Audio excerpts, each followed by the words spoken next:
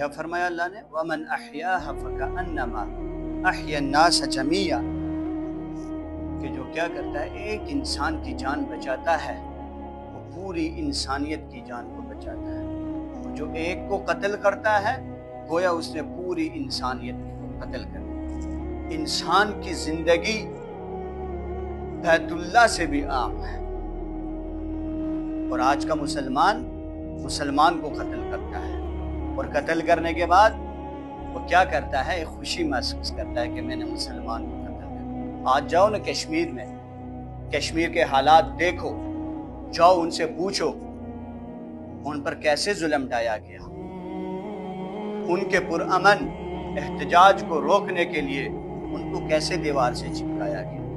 کیا اپنے حق کے لیے نکلنا یہ جرم ہے؟